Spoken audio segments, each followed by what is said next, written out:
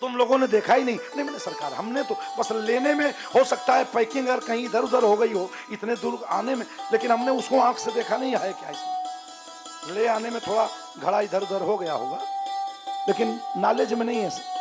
भगवान ने जब उसको देखा तो व्यापी हाला हलम विषम, हाला हल विष।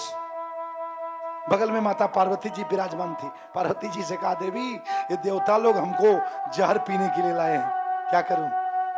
पी जाऊं? बताओ धरती पे कौन पत्नी होगी जो अपने पति को कहेगी तुम जहर पी जाओ? पार्वती जी ने कहा कि अगर मैं मना कर दूं कि मत पियो तो जितने देवता हैं हमारे पुत्र ही हैं, और अगर कह दूं कि आप पी जाओ तो मैं पतिव्रता हूं, कोई पतिव्रता स्त्री को जहर कैसे पिलाएगी? माता पार्वती ने बीच का मार्ग निकाला। पार्वती माता जानती हैं कि भगवान शिव का ये विष कुछ नहीं करेगा, क्योंकि वह तो राम नाम का अमृत नित्य पीती। राम नाम का अमृत पीने वाले का विष क्या करेगा? शिव जी के प्रभाव से परिचित है माता पार्वती।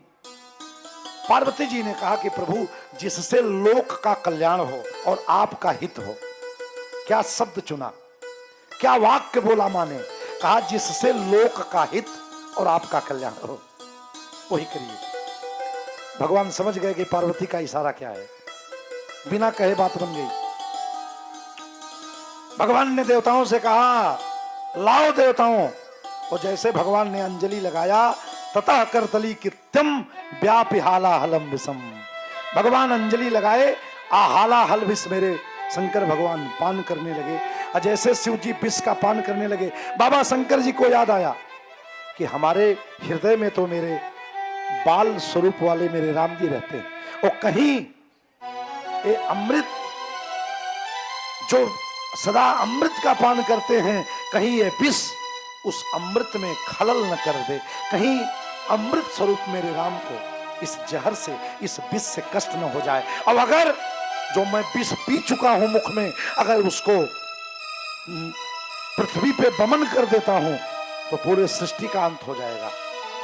और अगर पीता हूं तो मेरे राम जी हृदय में है, मेरे राघव लला जिनका स्वरूप अमृत तुल्य है, उस मेरे राम को कष्ट होगा, मेरे आराध्य प्रभु को दुख न हो। इसके लिए भगवान शिव ने